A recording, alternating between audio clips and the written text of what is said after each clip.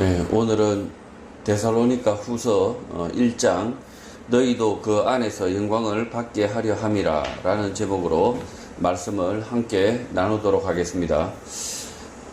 바울은 데살로니가 교회에 1년도 채 되지 않아서 급하게 다시 편지를 쓰게 됩니다.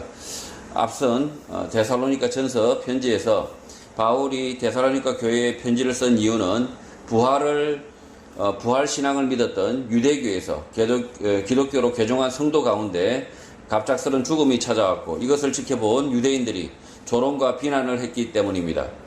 바울은 급하게 편지를 통하여 데살로니가 교회 성도들에게 성도 개인의 죽음, 종말이 곧 예수 그리스도의 재림과 세상의 종말과 무관하지 않고 실제는 동시이고 연결되어 있다라고 가르쳤던 것입니다. 개인의 죽음과 종말 그리고 세상의 종말, 예수 그리스도의 재림과 몸의 부활에 관한 가르침은 매우 중요해서 바울이 자세하게 설명하고 있는 것입니다. 재림, 부활을 믿었던 데살로니가 교회 성도들 가운데 몇 사람이 채 1년도 되지 않아 예수 그리스도의 재림의 때가 임했다라고 믿었던 사람이 있었던 것 같습니다. 교회 안에 믿음이 큰 사람, 매우 신앙적인 사람으로 생각할 수 있지만 전혀 아닙니다. 바울은 이런 성도들 때문에 급하게 다시 편지를 썼던 것입니다. 한국 교회에서 종말이 임박했다, 재림의 때가 다가왔다라고 말하며 영적 각성을 촉구하는 그럴듯한 목사 교사들이 있습니다. 엉터리입니다. 예수님께서 가르치신 것과 정반대입니다. 예수님께서는 그날과 그때는 알 수 없으니 늘 깨어 있으라고 하셨지 제멋대로 재림과 심판이 임박했느니 지금이 그때라고 가르치신 일이 없습니다. 다급하게, 긴박하게 영적 각성을 촉구하면 매우 그럴듯하지만 전혀 아니라는 것입니다. 왜 그렇게 가르치면 안 되는지 바울이 데살로니가 후서 편지를 통하여 차근차근 설명을 하게 됩니다. 1절 바울과 실로아노와 디모데는 하나님 우리 아버지와 주 예수 그리스도 안에 있는 데살로니가인의 교회에 편지한다고 합니다. 현재 바울 곁에 실라와 디모데가 있는 것 같습니다. 바울과 실라, 디모데는 예수 복음을 전하고 가르치는데 함께 동력을 합니다. 세 사람은 누구보다 높고 낮음이 없이 복음을 전하고 가르치는데 전심을 다하는 것입니다. 이 편지를 쓸 때도 세 사람은 함께 있어서 데살로니가 교회 성도들에게 인사를 하는 것입니다.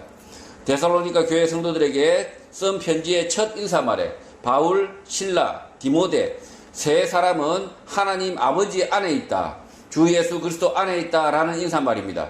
이 인사말은 세 사람의 관계를 잘 보여줍니다. 하나님 아버지라고 했을 때 세 사람은 한 가족임을 드러냅니다. 혈연은 아니지만 복음 안에서 한 가족임을 말하고 있는 것입니다. 또 주 예수 그리스도라고 했을 때 이 세 사람은 복음 안에서 같은 종, 노비, 일꾼, 동역자라는 사실을 말합니다. 2절 하나님 아버지와 주 예수 그리스도로부터 은혜와 평강이 너희에게 있기를 바란다고 합니다. 은혜와 평강이 의례적인 인사말이 되었지만 이 은혜는 하나님의 말씀, 진리가 너희 속에 있기를 바란다는 것입니다. 또 평강, 평화는 아무 일이 없는 상태, 평온한 상태가 아니라 죄악으로 인하여 하나님과 원수된 관계, 전쟁하는 관계에 있는데 주 예수 그리스도로 인하여 원수된 관계에서 벗어나 하나님의 뜻에 따르는 관계, 평화의 관계를 말하는 것입니다. 예수 그리스도의 말씀을 깨닫고 실천하지 못하면 평온하게 잘 산다고 생각하겠지만 은혜와 평강이 없는 것입니다. 3절 형제들아 우리가 너희를 위하여 항상 하나님께 감사할지니 이것이 당연함은 너희의 믿음이 더욱 자라고 너희가 다 각기 서로 사랑함이 풍성하기 때문이라고 합니다. 바울과 실라, 디모데가 데살로니가 교회 성도들로 인하여 하나님께 항상 감사할 수밖에 없는데 그 이유가 너희의 믿음이 넘치도록 자라고 있다, 너희가 서로 사랑함이 풍성하기 때문이라는 것입니다. 바울이 이렇게 말하는 구체적 이유 하나하나를 지금 우리가 자세하게 알 수는 없지만 킴 제임스 영문 성경과 사도행전 등을 통하여 대략 추정은 할 수 있을 것 같습니다. 개역 개정 성경에서 서로 사랑함이 풍성하다고 번역을 하고 있지만 킴 제임스 영문 성경과 헬라어 원문을 참조하면 이 사랑은 아가페입니다. 서로에 대하여 친밀한 사랑이 아니라 하나님의 사랑에 대하여 모든 성도들이 풍성하게 알고 있다라는 뜻입니다. 예수 그리스도를 통하여 죄악에 빠진 사람을 구원하시겠다는 하나님의 사랑을 데살로니가 성도 각자 모두 깊이 인식을 하고 있다는 것입니다. 킴 제임스 영문 성경에서도 Charity of Everyone, 모든 사람에 대한 자비, 모든 사람에 대한 하나님의 사랑, 하나님의 긍휼로 번역될 수 있는 것입니다. 따라서 성도 서로에 대한 우정, 친밀함이 아니라 예수 그리스도를 통하여 구원을 주시고자 하는 하나님의 사랑, 복음에 대한 확신을 각자 풍성하게 가졌다는 것입니다. 오늘 한국교회는 성도 간의 친밀함을 중요하게 생각을 합니다. 저 또한 성도 간의 긴밀함, 친밀함이 중요하다, 그렇게 생각을 했더랬습니다. 교회 안에서 오랜 신앙생활하면서 깨달은 것은 인간적인 친밀함은 별로 중요하지 않다, 의미가 없다는 것입니다. 인간적으로 서로를 잘 알고 친밀한 것은 아무 소용이 없다는 것입니다. 친밀한 가운데 진리를 품지 않으면, 친밀한 가운데 진리를 향하지 않으면 그 친밀함은 가룟 유다와 같이 죽음, 자살로 끝나는 경우도 있기 때문입니다. 그래서 교회 안의 친밀함은 복음, 진리로 인한 친밀함, 거룩한 하나님의 뜻을 성취하기 위한 친밀함, 서로 돕는 확신이어야 하는 것입니다. 옆에 있는 성도가 성격이 조금 모나고 날카롭고 재수없게 말을 하더라도 그 성도가 하는 일이 복음을 통하여 사람들을 죄악에서, 무지에서 구원하고자 하는 하나님의 뜻을 성취하고자 한다면 그와 친밀하게 협조할 수 있는 것입니다. 교회 안의 성도들이 서로 친밀하게 협력하는 이유는 예수님의 말씀, 하나님의 뜻을 받들고 있기 때문이라는 것입니다. 반대로 성도가 세상 일에만 관심이 있고 예수 그리스도의 말씀을 깨닫고 가르쳐 구원 얻는 일에 무관심하다면 그 성도와 친근하게 지낼 필요가 전혀 없는 것입니다. 인간적인 친밀함이 교회 안에 사랑이 아니라 하나님의 사랑, 그 사랑을 성취하기 위한 긴밀한 노력이 교회 안에 사랑이어야 하는 것입니다. 데살로니가 교회 모든 성도들이 하나님의 사랑, 복음에 대하여 확신 가운데 있었다는 것은 데살로니가 교회 성도들의 이름을 보면 분명하게 알 수 있습니다. 성경을 통하여 알려진 데살로니가 교회 성도들의 이름은 야손, 아리스타고, 세군도, 데마 등입니다. 야손은 바울과 그 일행을 자기 집에 초대하여 머물게 하며 데살로니가 교회를 세운 경건한 유대인입니다. 야손은 다른 유대인들의 모함을 받아 옥에 갇히기도 하지만 바울, 신라가 교류하지 않는 조건으로 풀려나게 되고 바울과 신라가 없는 데살로니가 교회를 디모데와 함께 이끌게 됩니다. 또 이 교회 출신 아리스타고, 세군도, 데마는 바울의 전도 여행에도 동참을 합니다.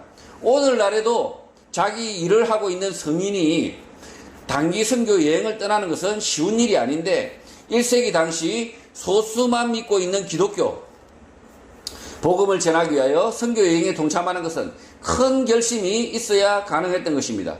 데살로니가 교회 성도가 몇 명 되지도 않았을 텐데 그 가운데 3사람이나 바울의 전도 여행에 동참한 것을 보면 데살로니가 교회 성도들은 말씀, 복음을 순전하게 받아들였고 실천했던 것입니다. 지금 이 3절의 말씀이 다 각기 서로 사랑함이 풍성했다. 각기 서로 사랑함이 풍성했다. 이렇게 이야기하니까 성도들 간에 서로 친밀하게 지냈다라고 생각하고 있는데 그 말씀이 아니라는 거죠. 이 말씀을 자세히 보면 각기 서로 사랑함 한 이 사랑이 이 아가페의 사랑, 하나님의 사랑이라고 하죠. 그래서 제대로 된 번역은 다 각기 서로 사랑함 이게 아니라 하나님의 사랑을 다 각자 확신했다라고 본다는 거죠. 하나님의 사랑을, 하나님의 구원의 계획을 아주 확신했다, 굳게 알고 있었다, 풍성하게 알고 있었다라고 원래 써져 있다는 거죠. 그래서 이 말씀을 보고 교회가 성도들끼리 서로 친해야 된다라고 이야기하면 잘못됐다는 거죠.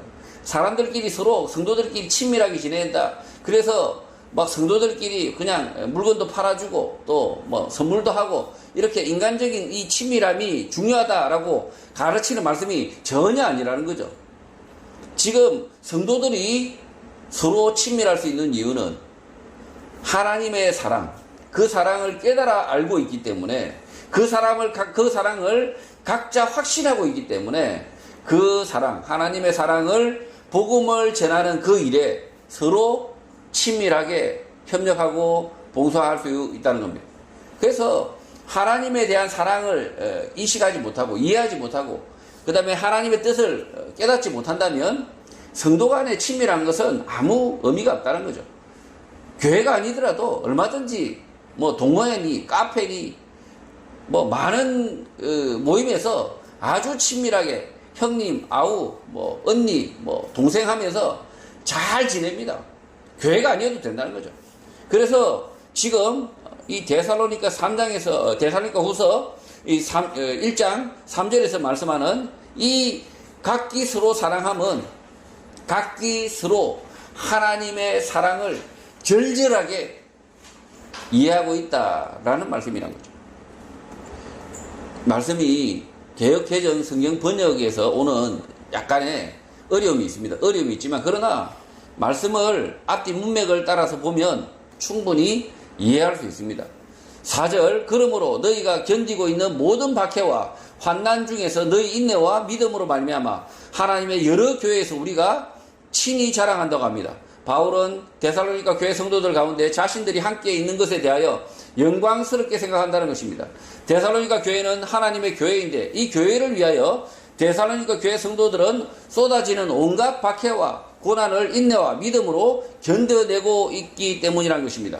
바울은 데살로니가 교회에 편지를 쓰면서 관망하는 태도, 객관적인 태도가 아니라 데살로니가 성도들과 함께 핍박, 고난을 함께 받고 있다. 그것이 자랑스럽다, 영광이다 라고 말하고 있는 것입니다.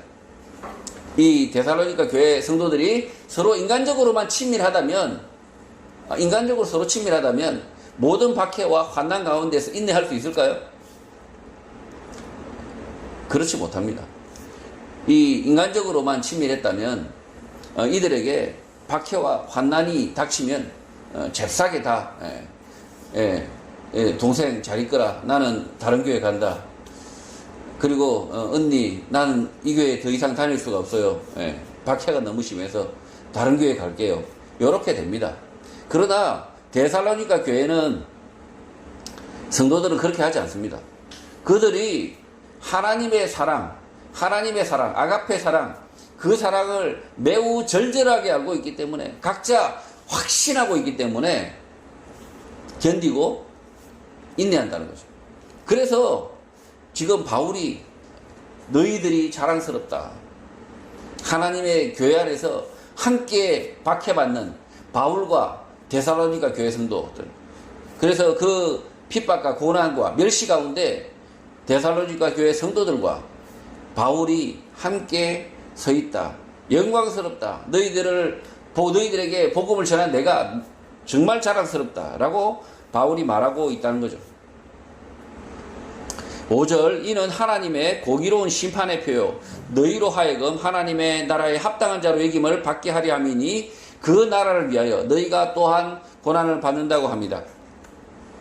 바울은 데살로니가 교회 성도들과 함께 핍박과 고난 받는 것을 영광으로 여기는데 그 이유는 그 핍박과 고난이 하나님의 의로운 심판의 명백한 증표이고 하나님 나라에 들어가기 합당한 자로 여기는 증거라는 것입니다.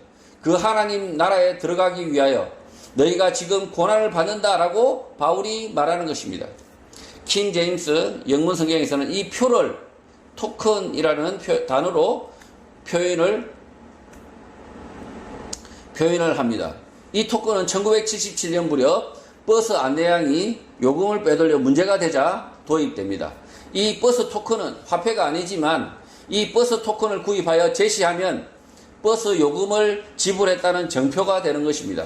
버스 토큰은 제작과 유통에 불편을 겪다가 1999년 전면 폐지됩니다. 버스 안내양, 버스 토큰이 사라지고 나서도 한참 동안 종이로 인쇄한 시내버스 회수권이 사용됩니다. 회수권은 학생용, 일반용으로 구분되고 10장 묶음으로 판매되었는데 잘 이렇게 자르면 11장으로도 만들어서 사용했다고 합니다. 저는 어려가지고 11장 만들어 본 기억이 없습니다. 이 토큰의 모습은 사진을 참조하시면 되고요. 회수권도 아마 사진을 보시면 아주 추억이 새록새록 하실 것입니다. 과거 버스 토큰은 버스비를 냈다. 버스를 탈 수 있다는 정표입니다. 바울은 하나님 나라에 들어갈 수 있는 정표 토큰이 있는데 그것이 핍박과 고난이라는 것입니다. 또 이 핍박과 고난은 하나님이 악인들이 악행에 대하여 반드시 보복, 심판하시겠다는 정표 토큰이라는 것입니다. 세상이 악한데 성도에게 고난과 핍박이 전혀 없다면 성도가 악인들과 한패, 한 무리이거나 세상이 악하다는 말이 거짓말인 것입니다. 그래서 악한 세상을 사는 성도들에게는 고난, 핍박이라는 토큰이 있어야 하는 것입니다. 인터넷 환경에서도 아이디와 패스워드를 입력하면 사용자에게 일시적으로 사용할 수 있는 암호화된 문자열, 토큰을 부여합니다. 이 토큰으로 포털에서 게시글도 쓰고 투표도 하고 여러 가지 일들을 할 수 있는 권한을 얻게 되는 것입니다. 디지털 시대라고 할지라도 토큰이 사용되는 것인데 디지털 시대 하나님 나라에 들어갈 때 고난과 핍박이라는 토큰이 있어야 들어간다라는 것입니다. 이 토큰이 이 아이디하고 포털에 들어가 보면 아이디하고 패스워드를 쳐서 딱 입력을 하면 그때부터는 아이디와 패스워드를 계속 물어보는 것이 아니라 이 포털 네이버나 뭐 다음에서 토큰을 줍니다. 토큰을 줘서 이 노트북 아니면 이 PC 이 스마트폰에 토큰을 딱 던져줘서 그 토큰으로 계속 글도 쓰고 뭐 이렇게 할 수 있다는 거죠. 자, 그래서 이 네이버 포털이나 뭐 다음이나 이런 이 웹사이트 서버가 토큰을 탁 던져주는데 그것이 이 입출입, 그러니까 데이터를 주고받을 수 있는 허가권이죠. 허가권. 아주 긴 문장이나 암호화된 문자일로 되어 있는데 일시적으로 받았다가 컴퓨터를 닫거나 그리고 아니면 일정 시간이 지나면 그 토큰이 사라집니다. 그래서 다시 로그인 아이디 패스워드를 넣어야 된다고 하죠. 자신에게 고난 핍박이 없어서 하나님의 복을 받은 자라고 말하는 사람들이 있습니다. 또 이 세상에서 잘 먹고 잘 살고 아무런 근심 걱정이 없어야 하나님의 복을 받은 사람이라고 말하는 사람들이 있습니다. 정반대입니다. 이 땅에서 악인들의 악행을 함께 하거나 방관하며 평안하게 살다가 확실하게 지옥에 갈 것입니다. 하나님께서 성도를 악한 세상에 보내실 때는 다 이유가 있습니다. 자신의 평안만을 위해서 이 땅에 삶을 주신 게 아니라 악을 미워하고 하나님의 뜻, 하나님의 의를 구하라고 보내신 것입니다. 그래서 자신의 삶이 너무 평안하다면 하나님의 의를 구하는 삶, 악인들과 맞서는 삶, 비진리와 다투는 삶, 고난과 핍박에 자신의 몸을 던져야 하는 것입니다. 불의를 보고도 방관하고 모른 척 한다면 성도가 아닌 것입니다. 또 세상의 불의, 악행을 보고 탄식만 하는 사람들이 있습니다. 악인들이 영원히 잘 살 것이다, 망하지 않을 것이다 탄식하고 절망하는 사람들이 있습니다. 그런 사람들 가운데 고난과 핍박의 토큰, 정표가 아예 없는 사람들이 있습니다. 악인들이 잘 되는 것을 보고 그냥 탄식하고 절망하고 부러워하는 것입니다. 악인들이 가진 것을 자신도 가지고 싶다, 누리고 싶다는 표현일 뿐인 것입니다. 이런 사람들도 지옥 갈 것인데 세상에서 온갖 것을 다 누리고 심판받는 악인들보다 더 불행한 사람들인 것입니다. 예수님의 말씀 진리를 받지 않고 애매하게 착한 척만 하며 방관하다가 심판의 자리, 진노의 자리에 서는 사람들인 것입니다. 이 두 부류의 사람이 있습니다. 한 사람은 이 악한 세상을 살면서 아무런 핍박과 고난도 없이 아주 평온하게 정말 즐겁게 행복하게 사셨으나 지옥에 갑니다. 또 한 부류는 이 세상이 악하다고 온갖 절망과 탄식을 다하면서 실제는 아무 일도 하지 않습니다. 절망과 탄식을 하는 이유는 뭐였냐? 그 악인들이 부러웠던 거죠. 그 악인들이 온갖 악행을 저지르고 온갖 것을 다 누릴 때 그 악인들이 누리는 것이 부러웠을 뿐이지 실제 그 악인들의 악행에 대해서 그 악행을 멈추게 하려고 하는 그런 조그만한 마음도 없다는 거죠. 그래서 결국은 이런 두 사람들은 다 하나님의 심판의 자리, 진노의 자리에 반드시 갑니다. 반드시. 6절 너희로 환난을 받게 하는 자들에게는 환난으로 갚으신다고 합니다. 성도들에게 고난과 핍박을 안긴 자들에 대하여 하나님께서 반드시 복수하신다. 보복하신다. 그것이 하나님의 정의다. 하나님의 의로우심이다. 라고 바울은 말하는 것입니다. 이 보복 심판은 멀리 있지 않습니다. 한 사람의 죽음, 종말이 어떤 사람에게는 보복 심판이고 어떤 사람에게는 구원과 영생인 것입니다. 그래서 그 사람의 삶과 죽음을 자세히 들여다보면 어느 쪽인지 짐작이 되기도 하지만 예수님의 재림, 세상의 종말에는 명확하게 알 수 있는 것입니다. 성도는 악인들에 대한 하나님의 복수, 보복을 믿어야 합니다. 구약에서 나훔 선지자는 나훔 1장 2절에서 명확하게 여호와는 질투하시며 보복하시는 하나님이라고 말을 합니다. 나훔 1장 2절의 말씀을 제가 읽겠습니다. 여호와는 질투하시며 보복하시는 하나님이시라. 여호와는 보복하시며 진노하시되 자기를 거스르는 자에게 여호와는 보복하시며 자기를 대적하는 자에게 진노를 품으시며. 대부분 자유민주 국가의 형사법 체계에서 벌칙은 보복, 복수의 근원이 있습니다. 정부를 비판했다고 정치적인 문제로 사형을 하면 안 되지만 사람을 살인한 자에 대하여 사형을 집행하지 않는 것은 비성경적인 것입니다. 사형 집행을 신중하게 해야 하지만 복수, 보복은 형사법 체계의 기본 원리, 원칙인 것입니다. 독재국가에서 무분별하게 사형을 집행하는 것은 불의하지만 자유민주국가에서 살인자들에 대하여 관용하는 것 또한 불의하고 악한 것입니다. 악행에 대한 대가는 반드시 치루어야 하는 것입니다. 우리 죄를 대신하여 예수께서 십자가에 달려 돌아가셨다고 믿는 사람들이 자신과 아무런 상관도 없는 사람을 살해한 악한 범죄자들의 사형을 반대한다면 예수 십자가를 믿지 않는 것입니다. 자신의 지은 죄를 대신하여 예수는 십자가에 죽어도 되고 자신보다 더 흉악한 살인법은 사형 집행하면 안 된다는 것은 모순인 것입니다. 또 누가복음 23장 41절에서 예수님의 십자가 우편과 좌편에는 행악자, 강도들이 있었고 한 사람은 십자가 사형 집행이 자신이 행한 일에 상당한 보응이라고 시인하고 예수님으로부터 구원을 간청하여서 허락을 받습니다. 예수님에게 낙원을 간청하고 허락을 받는 거죠. 자신의 지은 죄를 인정을 하고 예수님에게 낙원을 구원했다는 거죠. 누가복음 23장 41절 제가 읽겠습니다. 우리는 우리가 행한 일에 상당한 보응을 받는 것이니 이에 당연하거니와 이 사람이 행한 것은 옳지 않은 것이 없느니라. 따라서 성도는 하나님의 구원도 믿어야 하지만 행악자에 대한 하나님의 보복, 보응을 믿어야 하는 것입니다. 하나님의 보복, 보응을 믿지 않으려 하는 이유는 자기의 구원에 대한 확신, 자신이 없기 때문입니다. 하나님은 보복하시는 하나님이라는 것을 믿어야 된다는 거죠. 보응하시는 하나님이시다. 반드시 그 악행에 대한 대가는 반드시 치르게 하시는 분이시다. 반드시 그 죽음으로 그 거짓말에 대한 대가는 죽음으로 그들에게 책임을 물리시는 분이 하나님이시다라는 것을 믿어야 된다는 거죠. 하나님이 보복하지 않으신다. 하나님께서 징벌하지 않으신다라고 믿는 사람들은 왜 그렇습니까? 자신이 죄 가운데 있기 때문에, 자신이 죄 가운데 있으면서도 돌이키지 않기 때문에 자신이 징벌받지 않기 위해서 그렇게 회피하는 겁니다.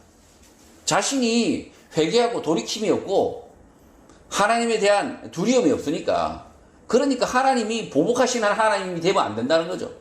그래서 이 하나님께서 보복하고 응징하시는 하나님이다 이렇게 가르치면 안 받아들이려고 합니다. 하나님은 계속 무한정 사랑만 계셔야 된다. 천만에요. 잘못된 가르침이란 거죠. 하나님은 온통 사랑만 가지고 계신 분이다. 자, 하나님은 의로우시고 사랑이 많으시기 때문에 그 성도들을 핍박하는 악인들을 반드시 징치하십니다. 그들에게 죽음이 닥칠 것이고 그들에게 지옥불이 닥칠 겁니다. 그게 하나님의 약속이라는 거죠. 보복이고 그것이 하나님의 복수라는 거죠. 7절 환난을 받는 너희에게는 우리와 함께 안식으로 갚으시는 것이 하나님의 공이시니 주 예수께서 자기 능력의 천사들과 함께 하늘로부터 불꽃 가운데 나타나신다고 합니다. 악한 세상에서 고난, 핍박을 받고 살았던 너희에게 우리와 함께 쉼, 안식은 당연한 것이다 라고 바울은 말합니다. 안식, 쉼에 들어가는 그날은 주 예수께서 강력한 천사들과 함께 하늘로부터 나타나시는 그날이라고 말합니다. 8절 하나님을 모르는 자들과 우리 주 예수의 복음에 복종하지 않는 자들에게 형벌을 내리신다고 합니다. 주 예수께서 하늘로부터 나타나시는 그날, 재림의 날에 하나님을 알지 못하는 사람들, 우리 주 예수 그리스도의 복음에 순종하지 않는 자들에게는 화염과 불꽃 같은 복수의 날, 보복의 날, 심판의 날, 징벌의 날이 된다고 말씀합니다. 기독교인은 예수 그리스도로 인한 구원도 믿어야 하지만 반드시 불순종, 불신앙에 대한 심판, 징벌이 있음을 믿어야 합니다. 성도들이 보통은 이제 우리의 구원만 믿습니다. 구원만 믿고 그리고 하나님의 보복, 그 다음에 징벌에 대한 심판에 대해서는 가르치지 않는다는 거죠. 말하기 싫어합니다. 교회 안 나올까봐. 그러니까 교회가 하나님의 사랑만 열심히 전하면 된다 생각합니다. 왜냐하면 보복과 심판과 징벌을 말하면 처음 교회에 들어오는 분이 냅다 도망갈까봐, 교회 끊고 도망갈까봐. 그래서 불순종, 불신앙에 대한 심판, 징벌에 대해서는 말하지 않으려고 합니다. 그러나 말해야 됩니다. 말해야 된다. 왜냐하면 이 개인의 죽음, 언제 죽을지 모르는 개인은 언제 죽을지 모릅니다. 그 언제 죽을지 모르는 그 죽음 가운데 하나님의 보복, 하나님의 심판, 징벌이 있을 수 있다는 거죠. 그래서 우리가 언제 갈지 모르기 때문에 믿음의 등불을 준비해야 된다는 거죠. 우리가 당장 내일 주님 앞에 설 수 있습니다. 심판. 그러나 또 반대로 우리가 당장 주님의 심판, 징벌 앞에 내일 직면할 수 있습니다. 그래서 이 두 가지 사실을 다 믿어야 된다는 거죠. 그렇다면 지금 제 속에 하나님의 심판과 징벌을 믿는다면 우리 속에 죄악을, 우리 속에 불신앙을, 우리 속에 불순종을 지금 담고 있을 수 있겠습니까? 당장 뜯어고쳐야죠. 당장 뜯어고쳐서 나의 불순종과 나의 불신앙을 당장 뜯어고쳐서 내일 아침에 주님 오신다 할지라도 아멘 주 예수의 어서 오시옵소서 할 수 있어야 된다는 겁니다. 9절 이런 자들은 주의 얼굴과 그의 힘의 영광을 떠나 영원한 멸망의 형벌을 받는다고 합니다. 이 말씀의 뜻은 킹 제임스 영문성경을 보면 좀 더 자세히 알 수가 있습니다. 주님이 계신고 그의 능력의 영광으로부터 영원한 단절, 파괴가 그들에게 형벌로서 내려질 것이다 라고 말하는 것입니다. 주님의 현존으로부터 끊어지는 것, 그의 능력의 영광으로부터 영원히 단절되는 것이 심판 형벌인 것입니다. 이 땅에서 형벌은 사람의 목숨을 끊는 사형, 옥에 가두는 징역, 사람을 때리는 태형, 돈을 친구하는 벌금형 등이 있으나 하나님 나라에서는 주님의 현존으로부터 그의 능력의 영광으로부터 영원히 단절되는 것이 심판 형벌의 본질인 것입니다. 따라서 예수 그리스도의 말씀, 하나님의 말씀을 지금 보고 깨달을 수 있는 것, 단절되지 않는 것은 은혜인 것입니다. 말씀을 듣고 깨달을 기회가 주어질 때 주님의 현존하심, 그의 능력의 영광을 깨달아 알 수 있을 때가 은혜의 때인 것입니다. 지금 이 바울은 뭐가 심판이고 형벌이냐라고 이렇게 이야기하냐면 하나님의 말씀을 깨닫지 못하는 것, 무지한 것 자체가 형벌이고 그것이 이 예수 그리스도의 현존하심을 깨닫지 못하는 것이 그것이 단절이라는 거죠. 그게 징벌이라는 거죠. 우리가 말씀을 대할 때 그 말씀을 온전하게 받아들이지 못하고 그 말씀을 이렇게 튕겨내고 자기 생각에 갇혀 있을 때 온전히 하나님의 말씀을 그대로 받아들이지 못하는 그 사람의 상태를 징벌의 상태다라고 지금 말하고 있는 겁니다. 제가 입시학원을 운영을 해드렸습니다. 입시학원을 운영하면서 한 5년간 운영하면서 이렇게 열심히 수학을 가르칩니다. 수학을 가르치면 어떤 학생은 마치 이렇게 투명한 유리벽이 있는 것처럼, 방탄벽이 있는 것처럼 아무리 침을 튀기고 아무리 재밌게 가르치고 아이들이 깔깔 웃고 다른 아이들이 재밌게 따라온다 할지라도 그 학생만큼은 그 방탄이 그치지 않습니다. 아주 그냥 일타 강사, 최고의 강사가 와서 가르친다 하더라도 그 학생의 그 머리와 그 온몸에 그 보이지 않는 유리벽이 딱 보인다는 거죠. 다 튕겨내 버립니다. 무적의 방패인 거죠. 전혀 깨달을 수가 없습니다. 그런 걸 보면 참 안타깝다. 이건 어쩔 수가 없다는 거죠. 이건 그 학생이 지금 이 수학이라는 것을 이해할 재능을 가지고 있지 않다는 거죠.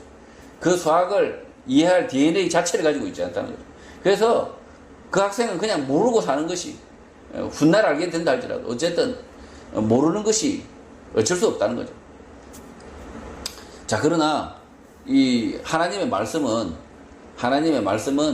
이런 수학 문제와 같이 지식의 영역이 아닙니다. 이 하나님의 말씀은 마음의 영역입니다. 심령의 영역입니다. 그래서 말씀을 듣고 깨닫지 못할 영혼이 없다는 거죠. 그러니까 수학은 들어서 깨닫지 못하는 사람이 있을 수 있지만, 그러나 하나님의 말씀은 듣고 깨닫지 못할 사람이 없다라는 것입니다. 그래서 하나님의 말씀을 듣고도 배척하고 깨닫지 못하는 것은 그 자체로서 심판이다.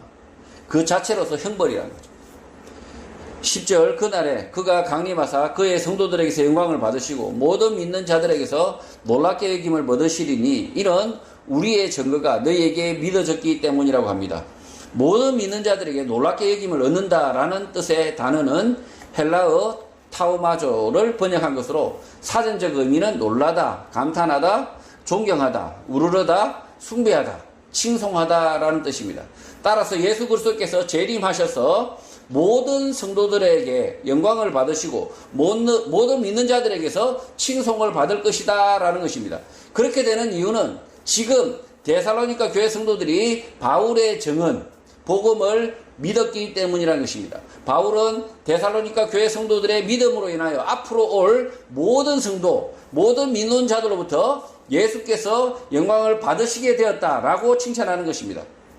예수형 교회도 몇 성도가 될지라도 예수 그리스도의 말씀을 순전하게 듣고 깨달아 실천하였기 때문에 후대 모든 한국 교회 성도들이 복음 가운데 바르게 섰다라는 칭찬을 주님으로부터 들을 수 있기를 바랍니다.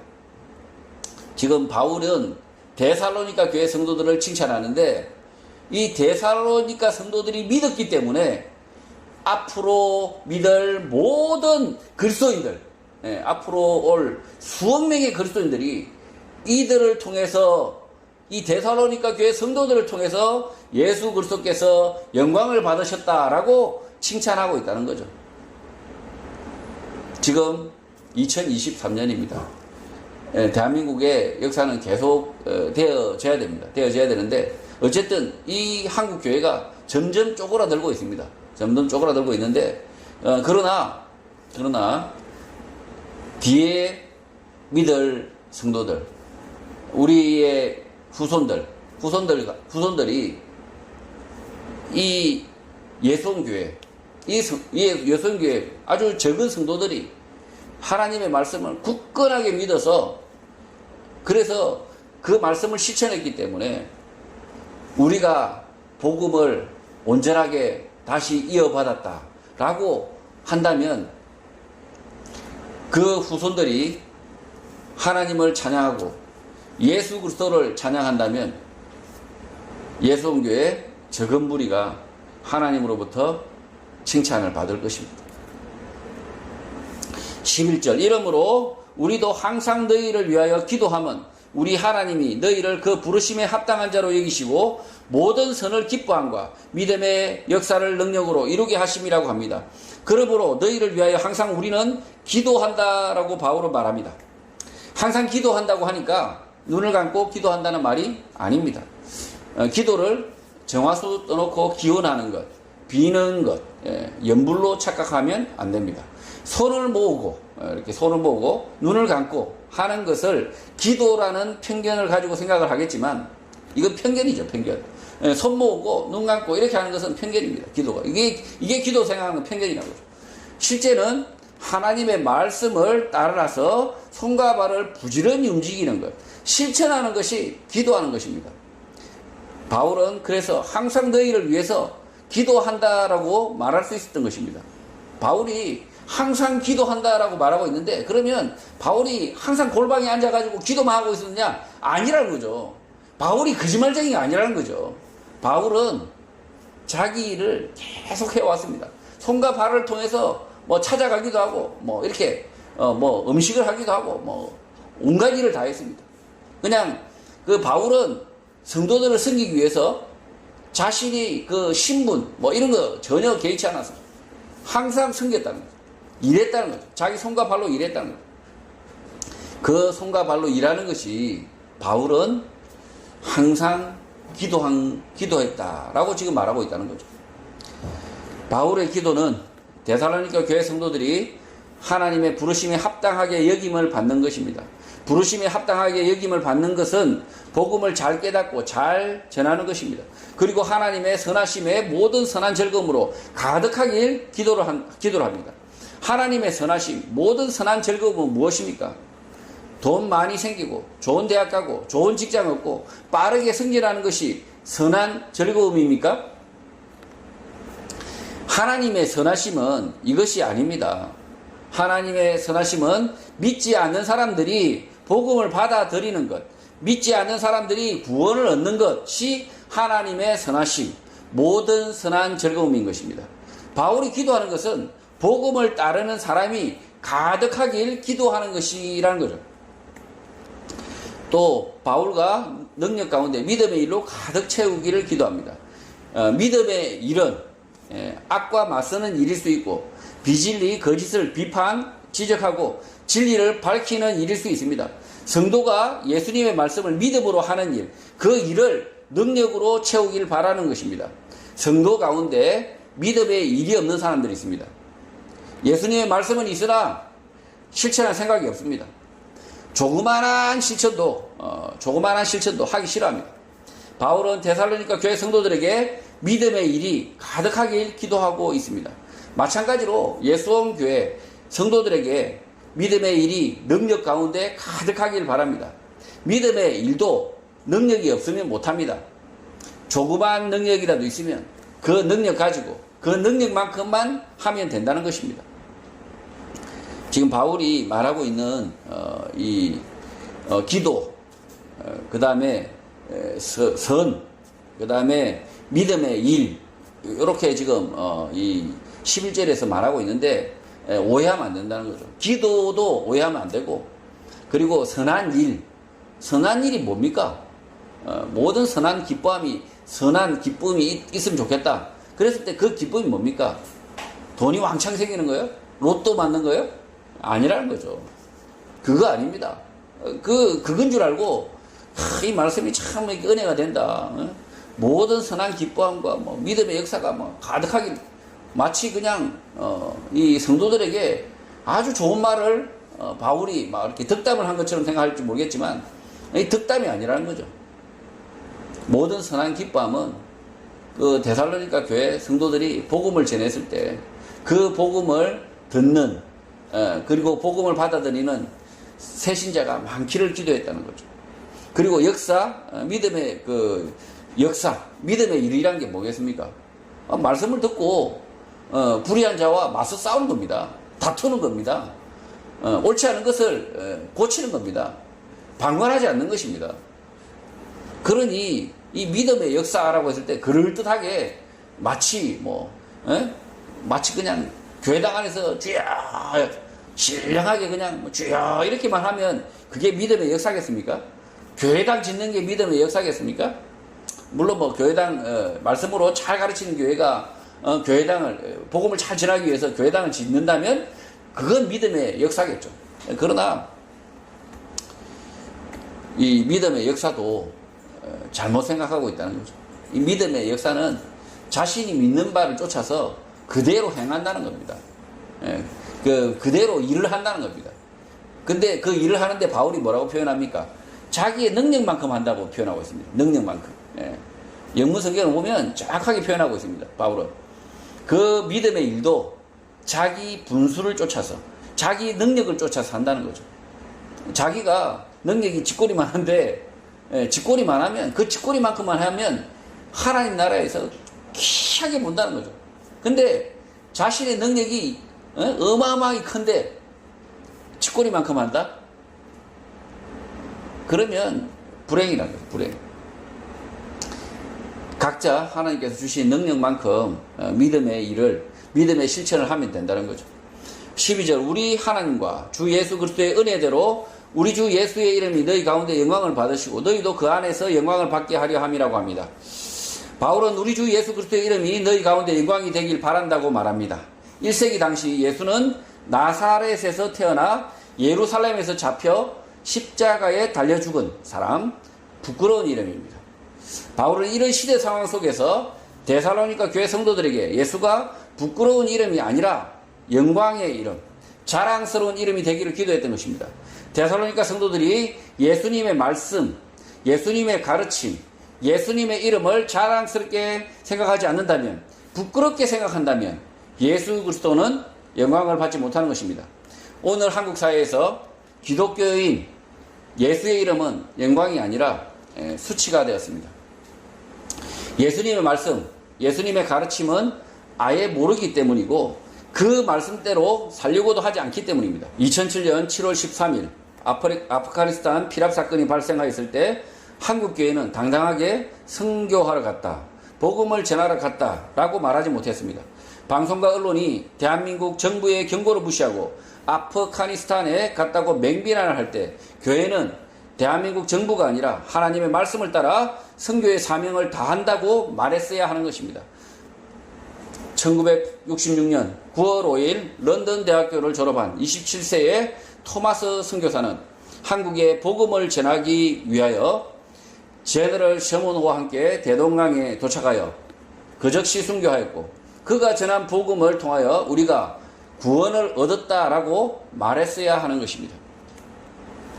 2007년 한국교회는 당시 시대 분위기, 사회 분위기에 엉들려서 어떤 교회도 대한민국 정부가 아니라 하나님의 말씀이 진리이다, 하나님의 말씀이 우선이다 라는 말을 당당하게 하지 못하는 어처구니 없는 상황에 내몰린 것입니다. 지금 시대도 마찬가지죠. 2020년 이 코로나19가 이렇게 창궐했을 때 교회는 정부의 명령이 아니라 하나님의 말씀을 따른다라고, 하나님의 말씀만을 따른다라고 말하지 못했습니다. 정부가 시킨다고 해서 그것을 하나님의 말씀으로 바꿔버렸습니다. 교회가 심각한 죄악을 저지른 거죠. 저는 그 죄악의 대가를 치를 것이라고 생각합니다. 이 교회가 하나님의 말씀을 따르지 않고 정부의 말을 따른 그 악행에 대해서는 반드시 그 교회가, 그 목사가, 그 장로들이 대가를 치를 것이라고 저는 생각합니다. 방송과 언론이 물어뜯는다면 하나님의 말씀으로 반론에 재반론, 반박에 재반박을 악착같이 하며 싸워야 했던 것입니다.